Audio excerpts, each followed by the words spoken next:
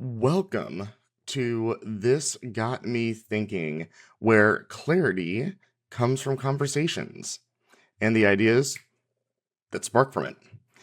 I am your host, Chris LaFay, and today I have the pleasure of chatting with Mickey Mellon. And I'm sure you've heard the cliche of never hire on a hope, right? I know for certain that I have hired on a hope plenty of times in the past. And Mickey has kind of the opposite story that at least that I have plenty of examples of, where he hired on a hope and it actually turned out really well. And so let's just let him tell his story. So, what was the service line that you wanted to add into the business? Really want to add more marketing services. I mean, we were a web company was kind of what we did. We built beautiful websites and we still do, not unlike you guys.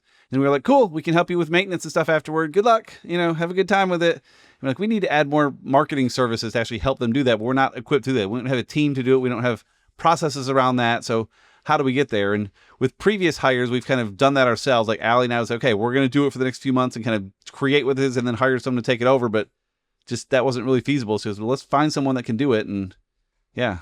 What did you do before you decided to make this a full-time hire? How did you handle those types of requests beforehand? I mean, we mostly just hand them off. We'd say, cool, that's not something we do, but we'll connect you with someone that can. We did some of the email marketing and some blogging and stuff. We did some light stuff, but not really full marketing and playing it out. And so we do some of it and kind of say, yeah, I know someone that does social media. Here's a girl that does social, connect with her, and just kind of would hand it off to other folks. And so we considered maybe hiring one of those folks, and we didn't ultimately, which was probably okay. But yeah, we just kind of gave it up.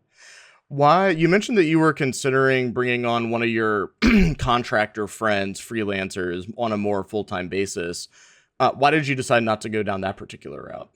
We wanted to focus more on the messaging piece of things, the story brand side of things. And they were good tactical folks. We wanted more of a strategist, though. And the people we knew were great at doing social media and knocking it out and putting stuff in Hootsuite and all that, but they weren't the strategy side of things we wanted. So we did kind of a fresh approach to hiring to try to find it. And of course, who we got for this role was Robert, who I knew him prior anyhow. I'd met him. Our pastor introduced us to one another, 5 years prior to this. And we had lunch one day and cool, met him and it was all good. And then didn't really keep up too much, but then saw him at a conference randomly a couple years later and oh, Robert, we connected there. And then it was time for this role. I said, that Robert guy was pretty sharp. Let's talk to him. And again, he was among many others we talked to, but he was in a tricky spot in his current role, and it happened to work out well for us. We got lucky on timing there, but it was good. It was just, again, kind of a scary role just because every previous hire we made was filling in replacing someone, or just we have too much design work. We need another designer here. It was we have no work for you. We need to start selling this once you get here. And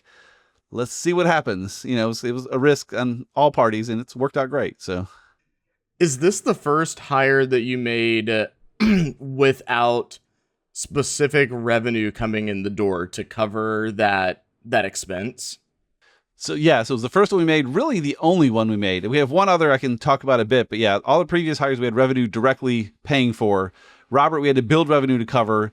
We're hiring this role and here's what he's being paid and we need to build revenue to cover what he's costing us. And yeah, it came together fairly quickly, so it worked out well. We've made bad hires. We had 3 pretty bad hires over the years, and they were all for replacing roles. They were both here's the job that someone else is leaving. It's pretty straightforward, and just one was just a bad fit, a good dude and a bad fit, and 2 were just bad people. I mean, they just didn't work. The one guy, that we had, actually got him a role elsewhere. He said, this isn't working out here, and he could kind of feel it too. He said, but I know someone that needs you, and I think you'll be a perfect fit there. And he's been there for 8 years now. It's been, because he was just a good dude. He worked hard. It just wasn't the right role for him.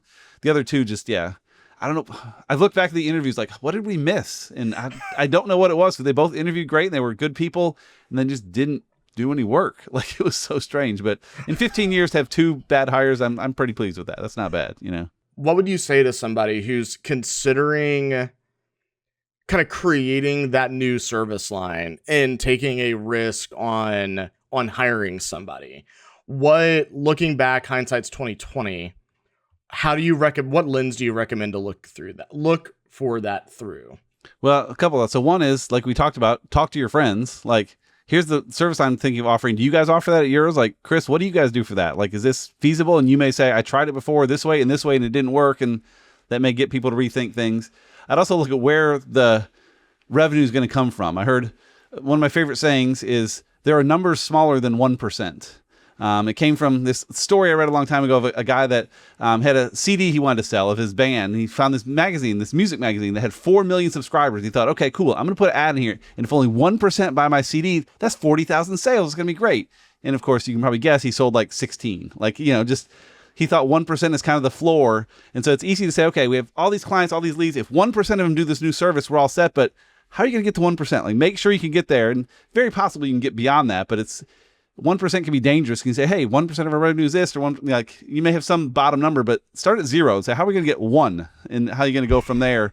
And again, in our case, we said, okay, we know we have these websites that are going to close the next few months, that we're going to have a chance to offer this new service to them. We know these new leads are coming in, that we can do the messaging on the front end. So we had revenue likely sitting in front of us. It wasn't just a hope and a prayer, but yeah, I think having that revenue, having a plan in place, having, some degree of processes, processes are huge for what we do. And again, it's another thing that we swap a lot with our competitions. How do you guys do this thing and that? And so, yeah, I think looking at that, but figuring out where that bit of revenue is going to come from and not just saying it'll probably just show up. Like, it's not going to show up. Like, where's it really going to come from? And not all of it. And we certainly had some hope in there that we knew it was going to take some more, but our hope then is as we develop processes, people knew us for it, could tell their friends, and it worked out well. But I would start with, where's that first one coming from? Not 1%, but just 1. How are you going from 0 to 1 on that new service, Well, awesome, man. Well, this was fantastic.